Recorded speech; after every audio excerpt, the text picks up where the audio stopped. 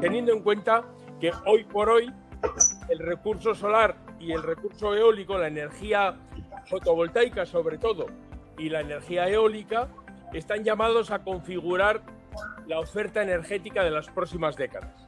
Y desde ese punto de vista, España, apoyado en ese recurso, se lanzó hace ya 20 años prácticamente a desarrollar todo su potencial en materia de energía eólica y energía fotovoltaica, de tal forma que hoy, en estos momentos, las energías renovables no convencionales representan es decir, solar, eólica, termosolar, solar termoeléctrica, biomasa, etcétera, representan el 37% y la hidroeléctrica el 13%. Entre las dos representan, entre la convencional y la no convencional, representan el 50% de nuestra base, de nuestra producción de electricidad.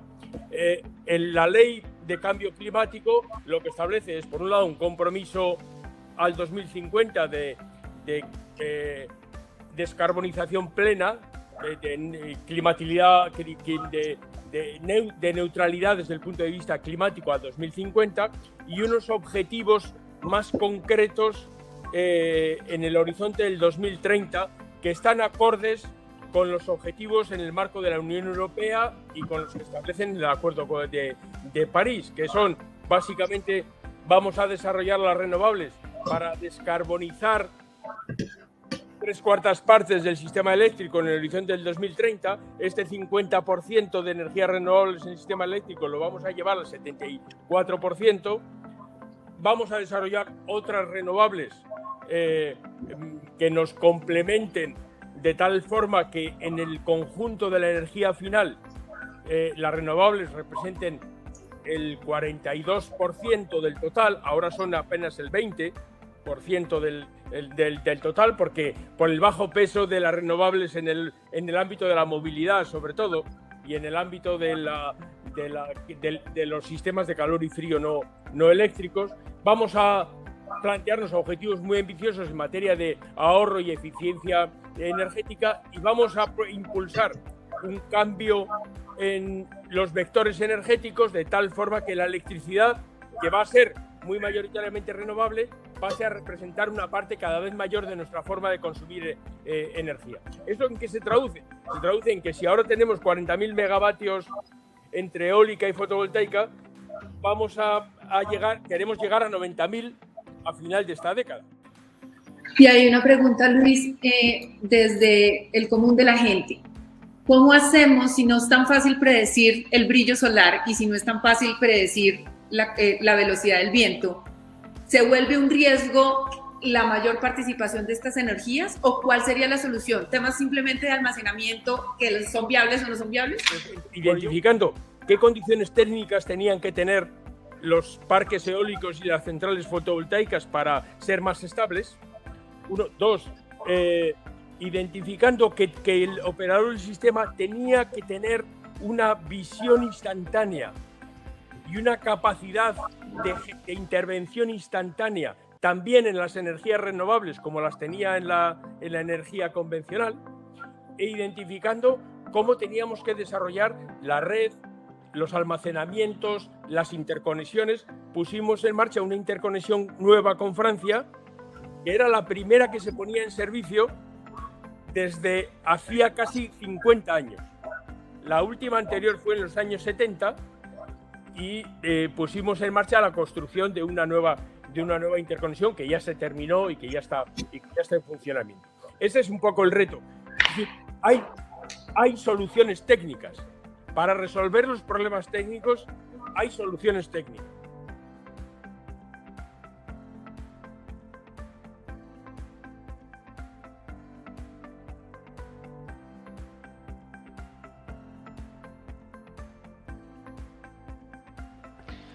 Bueno, es que Colombia tiene un gran reto.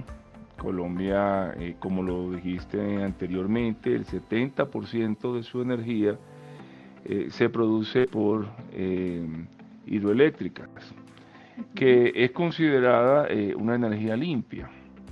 Una energía limpia y por ese motivo las energías como la fotovoltaica, la eólica, la biomasa han entrado muy tarde al país y todavía es incipiente el desarrollo de estas energías en Colombia. Desde el 2010 iniciamos esta lucha por darle un marco jurídico en el Congreso de la República a las energías renovables. Fue muy difícil. La lucha ha demorado casi 10 años en el legislativo. Solamente hasta el 2014 logramos aprobar la primera ley, la ley 1715. Con esa ley le dimos un marco jurídico inicial al desarrollo de todas estas energías. Adicionalmente, Colombia está entre los 5 países con más carbón en el mundo. Entonces, comienza una discusión entre los generadores hidráulicos que tienen, digamos, el 70, más del 70, tuvieron casi el más del 70%.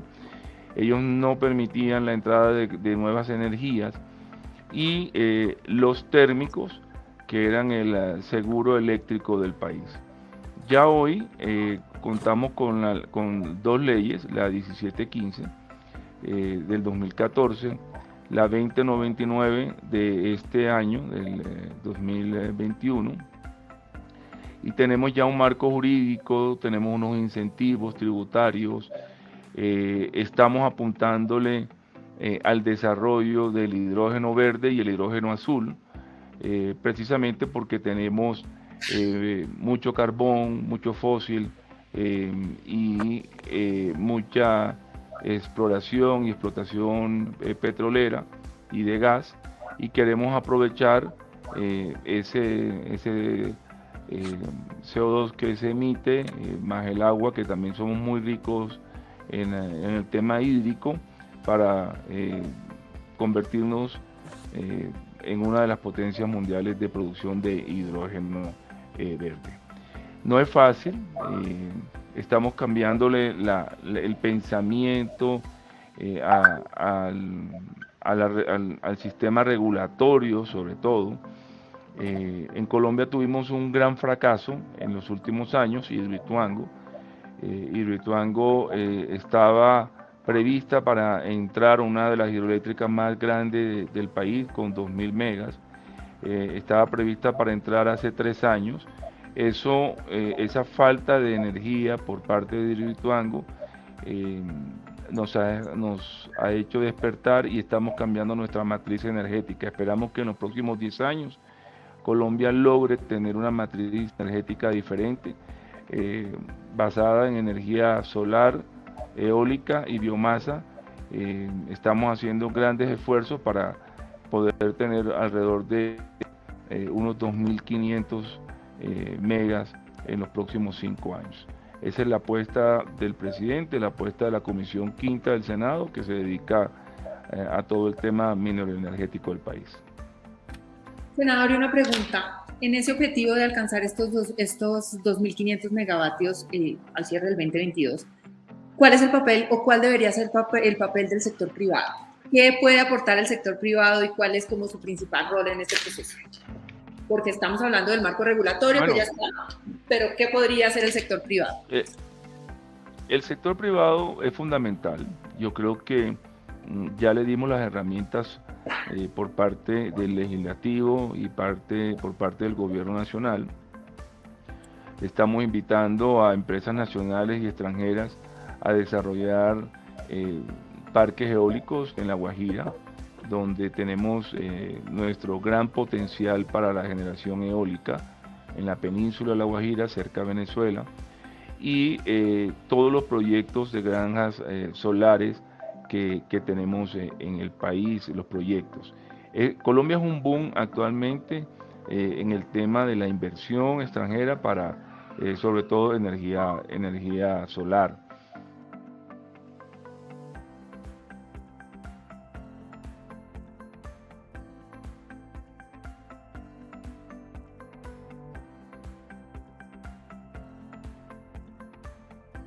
Ecuador transformó su matriz energética pasando de una generación que bordeaba el 55% de generación por renovables y dentro de ese espectro la hidroeléctrica era muy grande. En el 2008 de ese 45 hasta 55% era totalmente hidroeléctrico.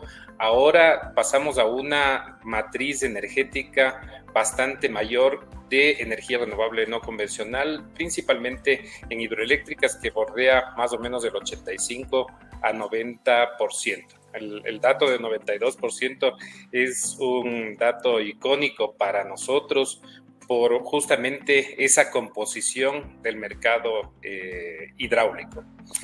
En la década que pasó se iniciaron la construcción de varios proyectos hidroeléctricos. Entre los principales está el Coca-Codo Sinclair, una central hidroeléctrica de 1.500 megavatios, seguida de otras, ¿no? Sopladora de 490, del Citanizawa de 180 megavatios, y todas estas aumentaron significativamente la oferta tanto en capacidad, en potencia, como en energía.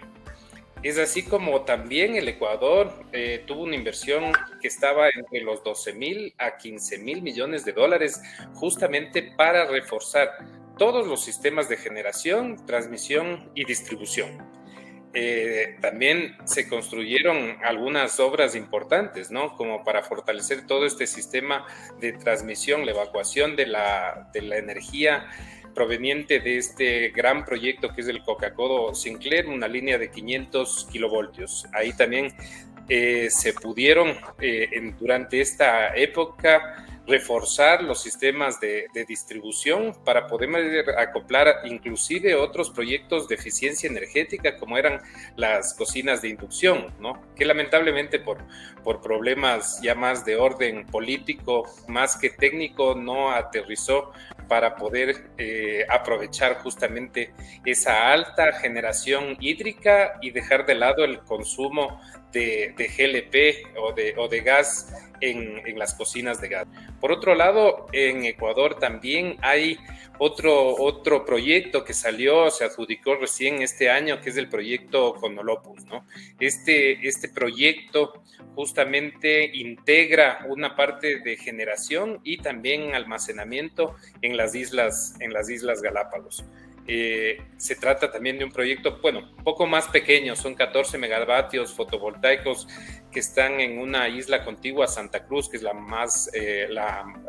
isla más importante por parte de población, y tiene un almacenamiento de casi un poco más de 40 megavatios hora en sistemas, seguramente van a ser de litio, ¿no? Lo importante ahí, por ejemplo, en Galápagos, es que se va a contribuir justamente a la descarbonización de esta matriz, que es netamente diésel en Galápagos, con un 80-85% de generación con combustibles. Sí, señor. Y aquí tengo una pregunta un poco dentro de la particularidad de Ecuador, y es en relación a la alta participación estatal dentro del negocio de las energías renovables. Esta participación incentiva la inversión privada y adicionalmente sí facilita esta colaboración público-privada. O sea, ¿cómo ha sido viable esto dentro de Ecuador? Sí, partimos ya de una visión anteriormente muy monopólica de generación estatal, ¿no? Ahora las condiciones que tiene el país son totalmente diferentes. Primero, porque ya el presupuesto general del Estado ya no puede financiar directamente este tipo de proyectos y va a tener que incorporar dentro de la matriz de generación a mucha iniciativa privada, que normalmente, y dadas las experiencias últimas que tenemos en Ecuador, va a ser seguramente mucho más eficiente, como lo dijo el senador, en condiciones de participación igualitarias. Entonces, tanto en los sistemas de generación como en toda la incorporación de esta nueva visión de participación, el sector privado va a tener un papel muy, muy importante. En el pasado no se habían incentivado proyectos privados eficientes, ni siquiera se los tomaba en cuenta porque la visión del Estado tenía que participar en absolutamente toda la cadena, tanto en la generación, transmisión y distribución. Y esta visión, a partir del cambio de gobierno, a partir de las condiciones actuales que tiene el Ecuador de un alto endeudamiento también público, ya permite que simplemente este tipo de proyectos privados, ahora además la tecnología coadyuva muy bien a que se puedan generar con tarifas o con costos menores que los que eran antes, tecnologías, por ejemplo, solar fotovoltaica, tecnología eólica, y simplemente tenemos que justo estos proyectos pueden ser totalmente aprovechados dentro de esta nueva visión de participación del Estado. Ahora, por otro lado, el Estado no ha jugado siempre con cartas abiertas, y eso como asociación nosotros lo hemos identificado, viendo que no están reflejados muchos de los costes que tiene el sistema eléctrico ecuatoriano realmente en lo que son, ¿no?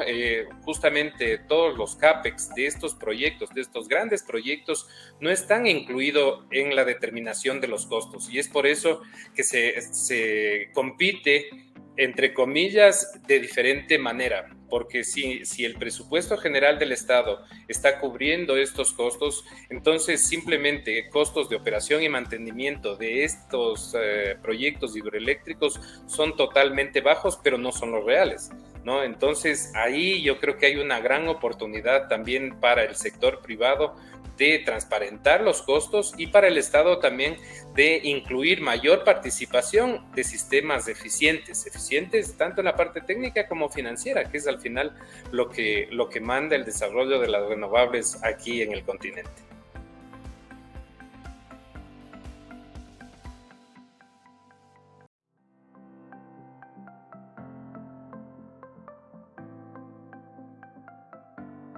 Interesante pregunta, porque en nuestro país no podemos negar el beneficio que ha generado el gas, ¿no? Pero como decía hace un par de años, hace unos años, un ingeniero peruano, Humberto Campodónico, él publicó un artículo que decía el fracaso de la masificación por puchos, ¿no? Es por pedacitos. Y es que ese es quizás uno de los problemas mayores que hemos enfrentado con el tema del gas. Perú tiene una geografía maravillosa pero compleja, ¿no? En otros países se avanzó muchísimo con el tema de la masificación del gas natural, en Colombia, en Bolivia, ¿no?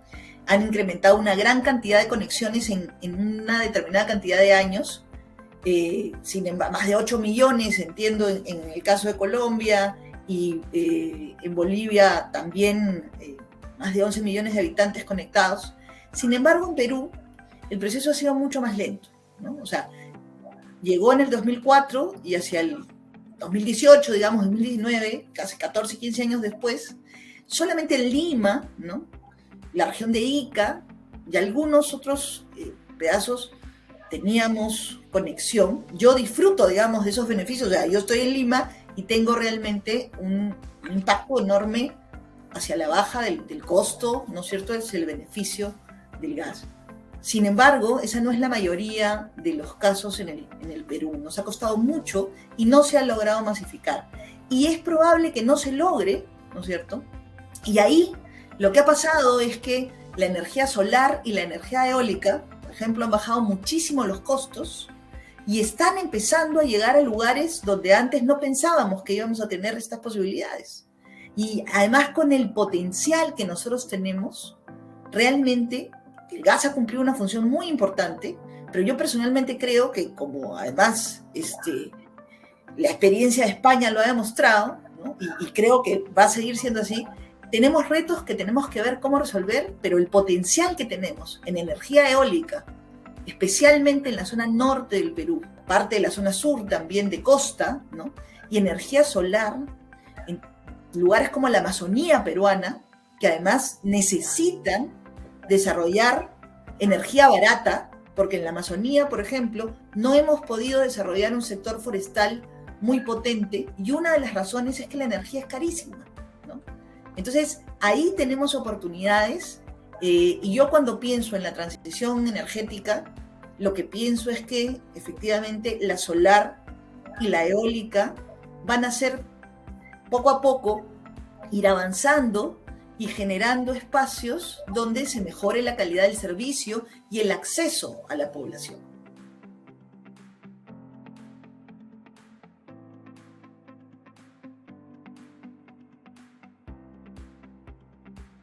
Básicamente son varios temas. El primer tema, metimos todo el capítulo de hidrógeno. Inicialmente estaba el hidrógeno verde, porque los ambientalistas se oponían al hidrógeno azul. Al final la ley cerró aceptando las dos tecnologías, el hidrógeno verde y el hidrógeno azul. Se le dan todas, digamos, los incentivos tributarios que traía la ley 1715, excepción de IVA, excepción a todo los equipos que se traigan al país y que no se produzcan, y inclusive una excepción tributaria y una depreciación acelerada en los siguientes años. Aparte, desarrollamos todo el capítulo de la biomasa. La biomasa no estaba desarrollada en la 1715. La 1715 fue aprobada entre el 2010 y el 2014, y esa tecnología aún no estaba desarrollada en el país. Hoy ya tenemos proyectos de biomasa en muchas regiones del país. Yo creo que lo más importante también es todo el tema del incentivo a la captura de carbono. En fin, hemos desarrollado con la ley 2099 del año 2020 muchas nuevas tecnologías. Hemos abierto el marco jurídico, le hemos dado claridad a la inversión, sobre todo con la depreciación, con poderse descontar de los impuestos, de la tributación anual de las empresas, parte de la inversión, y sobre todo el impulso que le dimos al hidrógeno verde, el transporte masivo público, que también le dimos unos incentivos muy especiales a todo ese transporte público masivo si se pasa a hidrógeno y a energía eléctrica. La ley es amplia, es una de las leyes que tuvo mayor consenso el año pasado. Recordemos que en Colombia no fuimos ajenos a lo que pasó en Chile y en otros países, donde hubo revuelta social, donde hubo paro, inclusive en los momentos de COVID. Pero esta ley, al contrario de la reforma tributaria o pensional, o la reforma de la salud que se presentó también en el Congreso, tuvo un acompañamiento de la sociedad, de los industriales, del gobierno y del legislativo.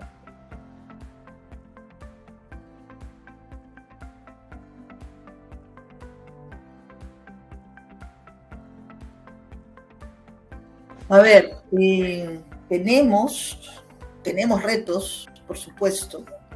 De hecho, en el 92, la Ley de Concesiones Eléctricas no consideraba incentivos o esta idea de cómo avanzar, porque claro, en esa época cuando se dio, no había todo el desarrollo que tenemos ahora, ¿no? Sin embargo, sí tenemos un aprendizaje a lo largo del tiempo para ir avanzando en cómo, no solamente en los temas técnicos o económicos, sino en los sociales, también poder hacer frente a procesos complejos, ¿no? Una de las cosas que yo les había comentado es cómo se ha demorado el tema de la masificación del gas.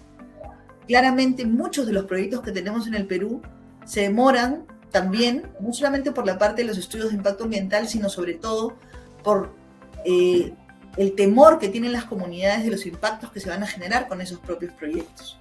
Entonces, hemos avanzado en el Perú en los temas sociales, hemos avanzado en los temas, por ejemplo, de consulta previa, libre e informada a los pueblos indígenas, pero siguen siendo retos, porque no estamos acostumbrados a trabajar, digamos, la coordinación es una decisión, no es una cosa natural, y los procesos participativos toman más tiempo, pero son más sostenibles. Entonces, ahí tenemos recursos que todavía no hemos podido desarrollar porque tenemos retos en este sentido que tenemos que enfrentar. Sí hemos avanzado, yo diría que hemos avanzado en temas como la descentralización y involucrar a los gobiernos locales y a los gobiernos regionales, que son actores claves, porque son los que realmente conocen el entorno y son los que enfrentan los problemas del día a día y son los que viven la falta de energía también. Y miran las potencialidades de las energías renovables, no convencionales especialmente, pero todavía tampoco hay un desarrollo tan grande de capacidades para poder generar propuestas de consenso a nivel de la población, a nivel de los actores, a nivel de las comunidades indígenas, que pidan estos proyectos, sino más bien todavía hay algunos temores, algunas reticencias. Son procesos complejos, hemos avanzado, pero todavía necesitamos avanzar más, y los procesos participativos y los procesos requieren también decisiones políticas de los gobiernos, ¿no? En el país se han dado algunos incentivos para los proyectos para hacer que el sector privado tenga interés de entrar. En el Perú hemos tenido el tema de subastas, por ejemplo, que han sido 4 subastas que se han dado. Sin embargo, ya en los últimos años no hemos tenido más subastas y eso es algo que tendríamos que retomar. Nosotros también tenemos algunos incentivos, se ha mencionado algo de los incentivos, por ejemplo, para los proyectos RER, la prioridad en el despacho de carga y compra de energía generada, ¿no? Entran primero, o tarifas estables que se garantizan por un plazo de 20 o 30 años. Eso lo que buscamos es que haga interesante entrar, o la prioridad para conectarse a las redes de transmisión y distribución. La depreciación acelerada también es algo que se ha dado para los activos hasta en 5 años y para efectos del impuesto a la renta. Y también la devolución anticipada de IGB para importación y adquisición de bienes de capital, que se dio con un decreto legislativo, el 973, pero claramente ahí todavía tenemos retos. Potencia firme es un reto, por ejemplo, para la energía solar. Se ha avanzado en el tema de la eólica, pero si bien en los temas de regulación se ha avanzado un poco, en los temas económicos, digamos que los costos han bajado muchísimo, como ya se ha comentado, también en los temas sociales necesitamos explicar mejor cómo el avance de estas energías puede ayudar a cerrar las brechas y además que funcionan, porque uno de los grandes problemas es que hay un mito de que las energías solares realmente no son, o la energía solar no es tan buena porque no nos va a dar seguridad. Y yo creo que ahí, para los fines del uso en viviendas, para la brecha que tenemos hoy día con poblaciones que no tienen acceso a energía, la energía solar en los proyectos donde se ha podido poner, especialmente en zonas rurales y en Amazonía, ha resuelto realmente problemas básicos. Niños y niñas pueden acceder hoy día a la escuela porque tienen energía, ¿no? Sin embargo, tenemos muchas otras zonas del país que no lo tienen. Y ahí el trabajo con las comunidades para desarrollar capacidades creo que es fundamental. Creo que en Ecuador, a partir de la instauración del nuevo gobierno, hay condiciones habilitantes totalmente nuevas. Inclusive el Ministerio de Ambiente cambió su nombre, ¿no?, a Ministerio de Ambiente, Agua y Transición Ecológica, con lo cual toda esa visión de cómo propulsar justamente transición energética, transición ecológica, van a tener un impacto también dentro de los procesos, y de hecho ya lo tienen. Dentro de los procesos de aprobación de licenciamientos ambientales, de registros, hay un catálogo hay un código ambiental que ya no exige, sino a partir de 10 megavatios, estudios ambientales profundos como para proyectos solares fotovoltaicos. Entonces, eso ya quita también un trámite más, un trámite que era bastante difícil de solventar en el tiempo, no en la complejidad de lo que podría ser los emprendimientos para poder desarrollar nuevos sistemas de generación. Entonces, también el Ministerio Nuevo de Ambiente, con esta característica de transición ecológica, ha agilitado muchísimos los procesos que tienen ellos en cartera y que tenían represados hasta la administración del gobierno anterior. Eso por un aspecto ambiental. Ahora, por el otro aspecto social, no hemos tenido, a diferencia de otros países como Colombia y como Perú, procesos dentro del ámbito de las energías renovables. No estoy hablando ni de minería, ni de proyectos de la explotación petrolera, pero en energías renovables nosotros no hemos tenido esa adversidad de criterios, y eso es bueno. Solamente había un caso hace algunos años dentro de la construcción de una línea importante, la de 500 kilovoltios, donde una comunidad, pero eso ya fue por un poco mala gestión administrativa de las autoridades del momento, que no se pudieron poner de acuerdo y imposibilitaba la construcción de un tramo muy, muy pequeño de la línea de 500 kilovoltios.